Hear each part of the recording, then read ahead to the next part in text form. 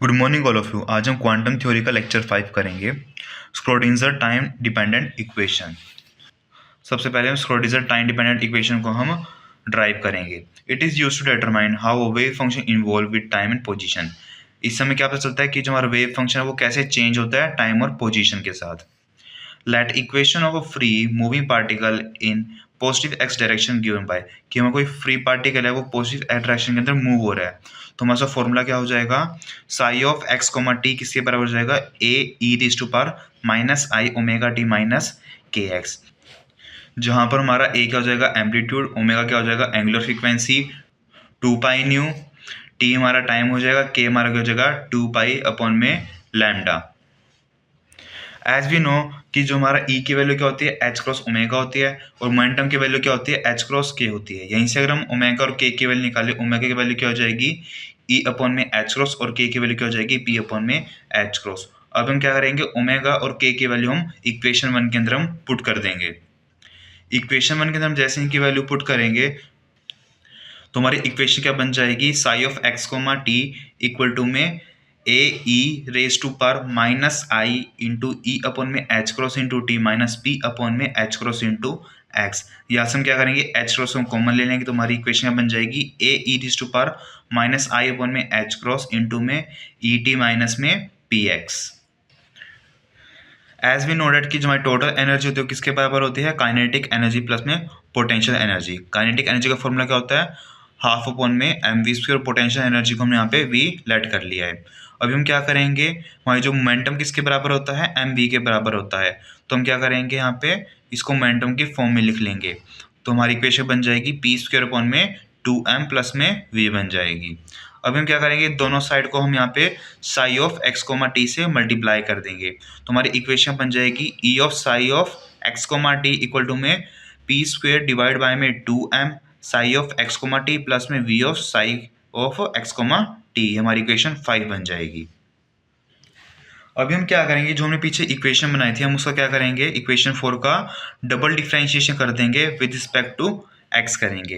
ये हमारी इक्वेशन थी, हम इसे सबसे पहले एक बार डिफरेंशिएशन करेंगे तो हमारी इक्वेशन एज इट इज आ जाएगी, क्योंकि ई रेज टू पावर एक्स का डिफरेंशिएशन क्या होता है ई रेज टू पावर एक्स, उसके बाद हम इसका पावर का डिफरेंशिएशन करते हैं, तो हमारा ई रेज टू पावर एक्स हमारा एज इट इज आ गया।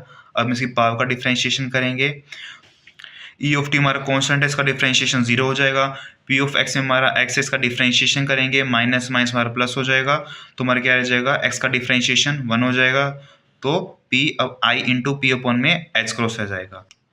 अब हम इसका वापस से डिफरेंशिएशन करेंगे, जो साई ऑफ हमारा एक्स कोमा टी है उसकी वैल्यू यही है, तो हम इसका वापस से डिफरेंशिएशन तो क्या आ जाएगा E raise to power X into X का वापस से डिफरेंशिएशन करेंगे तो हमारी वैल्यू आ जाएगी सेम वैल्यू वापस से आ जाएगी I into P into H cross, तो इन सब का क्या हो जाएगा स्क्वायर हो जाएगा। हमारी आई स्क्वायर की वैल्यू क्या होती है -1 है, तो हम इसकी वैल्यू को पुट कर देंगे तो हमारा आंसर क्या हो जाएगा माइनस पी स्क्वायर अपॉन में H cross square psi of X comma T. यहाँ से हम P square psi of X comma T की वैल्यू फाइंड आउट कर लेंगे, जो कि हमारी क्या आ जाएगी minus H cross square double differentiation of psi of X comma T with respect to X. ये हमारी 6th इक्वेशन हो जाएगी। अभी हम क्या करेंगे, जो हमारी इक्वेशन 4 थी उसको हम विद रिस्पेक्ट टू टी हम उसका डिफरेंशिएशन करेंगे। तुम्हारी इक्वेशन 4 क्या थी, psi of X comma T equal to में A E raise to power minus I upon में H cross E T minus में पी एक्स हमारा कॉन्स्टेंट है, इसकी वैल्यू 0 हो जाएगी, और इसका E raise to power X का डिफरेंशिएशन क्या हो जाएगा E raise to power X, हम यहाँ पे एक्स का डिफरेंशिएशन करेंगे तो हमारा क्या आ जाएगा माइनस आई ई अपॉन में एच क्रॉस आ जाएगा।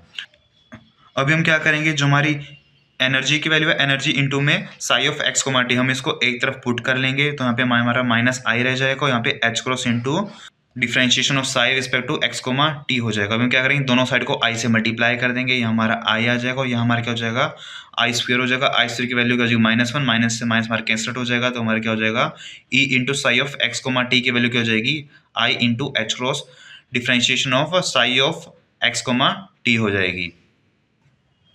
अभी हम क्या करेंगे, 6th और 7th इक्वेशन की वैल्यू को इक्वेशन 5 के अंदर पुट करेंगे। इक्वेशन 5 हमारी क्या थी, जो हमने एनर्जी की इक्वेशन से फाइंड आउट की थी, और जो हमारी इक्वेशन 6 थी वो उसमें हमारी P square psi of X comma T की वैल्यू थी।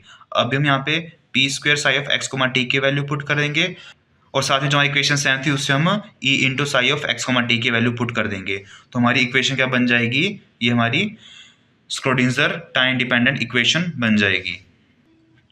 ये हमारी 1D के अंदर है। यहीं पे अगर हमें इसको 3D के अंदर रिप्रेजेंट करना हो तो जहाँ पे हमने इसका differentiation respect to X square किया है तो हम यहाँ पे इसका डिफ्रेंशिएशन किससे कर देंगे, डेल स्क्वायर से हम इसका डिफ्रेंशिएशन कर देंगे और हमारा क्या psi of R vector comma T हमारा कॉमन आ जाएगा, क्योंकि 3D के अंदर हमारा X comma Y comma Z तीनों हमारे जो कोऑर्डिनेट्स है वो वेरी करेंगे। जहाँ पे हमारा वी क्या हो जाएगा, पोटेंशियल डिफरेंस हो जाएगा और एम हमारा क्या हो जाएगा, मास हो जाएगा। Good morning all of you. आज हम क्वांटम थ्योरी का लेक्चर 5 करेंगे, स्क्रोडिंजर टाइम डिपेंडेंट इक्वेशन। सबसे पहले हम स्क्रोडिंजर टाइम डिपेंडेंट इक्वेशन को हम ड्राइव करेंगे। It is use to determine how a wave function involve with time and position. इस समय क्या पता चलता है कि जो हमारा वेव फंक्शन है वो कैसे चेंज होता है टाइम और पोजीशन के साथ। Let equation of a free moving particle in positive x direction given by, कि हमें कोई फ्री पार्टिकल है वो पॉजिटिव एक्स डायरेक्शन के अंदर मूव हो रहा है, तो हमारा फॉर्मूला क्या हो जाएगा, psi of X comma T किसके बराबर हो जाएगा, A E raise to power minus I omega T minus K X. जहाँ पर हमारा ए क्या हो जाएगा, एम्पलीट्यूड, ओमेगा क्या हो जाएगा, angular frequency, 2 pi nu, T हमारा टाइम हो जाएगा, के हमारा क्या हो जाएगा 2 पाई अपॉन में लैम्डा। एज वी नो कि जो हमारा ई की वैल्यू क्या होती है, एच क्रॉस ओमेगा होती है और मोमेंटम की वैल्यू क्या होती है, एच क्रॉस के होती है। यहीं से अगर हम ओमेगा और के की वैल्यू निकालें, ओमेगा की वैल्यू क्या हो जाएगी, ई अपॉन में एच क्रॉस और के की वैल्यू क्या हो जाएगी, पी अपॉन में एच क्रॉस। अब हम क्या करेंगे, ओमेगा और के की वैल्यू हम इक्वेशन 1 के अंदर हम पुट कर देंगे। इक्वेशन 1 के अंदर हम जैसे इनकी वैल्यू पुट करेंगे तो हमारी इक्वेशन क्या बन जाएगी, psi of X comma T equal to में A E raise to power minus I into E upon में H cross into T minus P upon में एच क्रॉस इंटू एक्स। यहाँ से हम क्या करेंगे, एच क्रॉस को हम कॉमन ले लेंगे तो हमारी इक्वेशन क्या बन जाएगी, A E raise to power minus I upon में एच क्रॉस इंटू में ई टी माइनस में P X. As we noted कि जो हमारी टोटल एनर्जी होती है किसके बराबर होती है, काइनेटिक एनर्जी प्लस में पोटेंशियल एनर्जी। काइनेटिक एनर्जी का फॉर्मूला क्या होता है, हाफ अपॉन में M V square, potential energy को हमने यहाँ पे वी लेट कर लिया है। अभी हम क्या करेंगे, हमारी जो मोमेंटम किसके बराबर होता है, एम वी के बराबर होता है, तो हम क्या करेंगे यहाँ पे इसको मोमेंटम की फॉर्म में लिख लेंगे। तो हमारी इक्वेशन बन जाएगी पी स्क्वायर अपॉन में 2m प्लस में वी बन जाएगी। अभी हम क्या करेंगे, दोनों साइड को हम यहाँ पे psi of X comma T से मल्टीप्लाई कर देंगे तो हमारी इक्वेशन बन जाएगी E of psi of X comma T equal to में पी स्क्वायर डिवाइड बाय में 2m psi of X comma T plus में V of psi of X comma T. हमारी इक्वेशन 5 बन जाएगी। अभी हम क्या करेंगे, जो हमने पीछे इक्वेशन बनाई थी हम उसका क्या करेंगे, इक्वेशन 4 का डबल डिफरेंशिएशन कर देंगे विद रिस्पेक्ट टू एक्स करेंगे। ये हमारी इक्वेशन थी, हम इसे सबसे पहले एक बार डिफरेंशिएशन करेंगे तो हमारी इक्वेशन एज इट इज आ जाएगी, क्योंकि ई रेज टू पावर एक्स का डिफरेंशिएशन क्या होता है, ई रेज टू पावर एक्स, उसके बाद हम इसका पावर का डिफरेंशिएशन करते हैं तो हमारा ई रेज टू पावर एक्स हमारा एज इट इज आ गया। अब हम इसकी पावर का डिफरेंशिएशन करेंगे, ई ऑफ टी हमारा कॉन्स्टेंट है, इसका डिफरेंशिएशन 0 हो जाएगा। पी ऑफ एक्स में हमारा एक्स इसका डिफरेंशिएशन करेंगे, माइनस माइनस हमारा प्लस हो जाएगा तो हमारा क्या रह जाएगा, एक्स का डिफरेंशिएशन 1 हो जाएगा तो पी अब आई इंटू पी अपॉन में एच क्रॉस रह जाएगा। अब हम इसका वापस से डिफरेंशिएशन करेंगे, जो साई ऑफ हमारा एक्स कोमा टी है उसकी वैल्यू यही है तो हम इसका वापस से डिफरेंशिएशन तो क्या आ जाएगा, E raise to power X into हम एक्स का वापस से डिफरेंशिएशन करेंगे तो हमारी वैल्यू आ जाएगी, सेम वैल्यू वापस से आ जाएगी I into P into H cross, तो इन सब का क्या हो जाएगा, स्क्वायर हो जाएगा। हमारी आई स्क्वायर की वैल्यू क्या होती है, -1 है तो हम इसकी वैल्यू को पुट कर देंगे तो हमारा आंसर क्या जाएगा, माइनस पी स्क्वायर अपॉन में H cross square psi of X comma T. यहाँ से हम P square psi of X comma T की वैल्यू फाइंड आउट कर लेंगे, जो कि हमारी क्या जाएगी, minus H cross square double differentiation of psi of X comma T with respect to X. ये हमारी 6th इक्वेशन हो जाएगी। अभी हम क्या करेंगे, जो इक्वेशन 6 की वैल्यू हम उसको इक्वेशन 5 के अंदर पुट कर देंगे। इक्वेशन 5 हमारी क्या थी, जो हमारी एनर्जी से हमने इक्वेशन ड्राइव की थी, इसके अंदर हमारे क्या करेंगे, P square psi of X comma T के हम इसके अंदर वैल्यू पुट कर देंगे। तो आफ्टर पुटिंग द वैल्यू हमारा इक्वेशन क्या बन जाएगी, E of psi of X हमारा किसके बराबर हो जाएगा, minus H cross square upon में 2m into double differentiation of psi of X plus में potential energy into psi of x.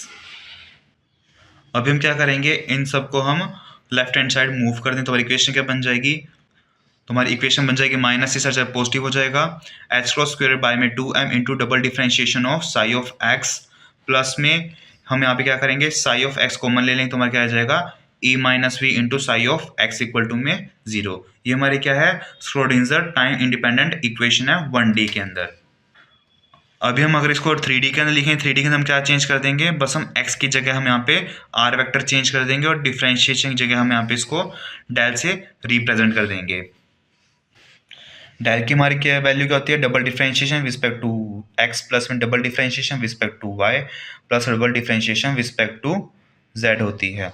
अब हम यहाँ पे इन दोनों को रिप्लेस कर देंगे, तुम्हारी इक्वेशन बन जाएगी h क्रॉस स्क्वायर बाय में 2m into del square of psi of R vector plus में E minus V into psi of R vector equal to में 0। ये हमारी 3D के अंदर श्रोडिंगर टाइम इंडिपेंडेंट इक्वेशन हो गई, जहाँ पे हमारा h क्रॉस क्या है, h अपॉन में 2 पाई है, v हमारी पोटेंशियल एनर्जी है, e हमारा टोटल एनर्जी है और m क्या है, मास है।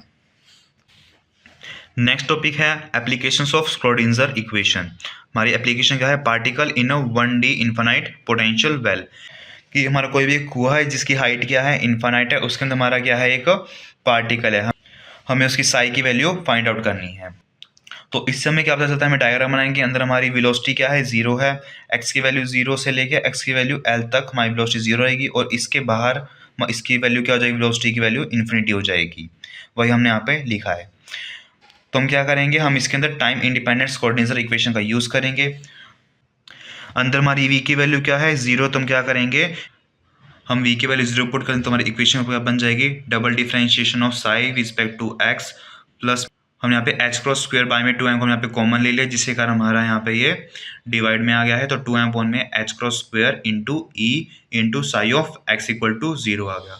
अब हम क्या करेंगे, 2m अपॉन में h क्रॉस स्क्वायर को हम क्या करेंगे, k स्क्वायर पुट कर देंगे।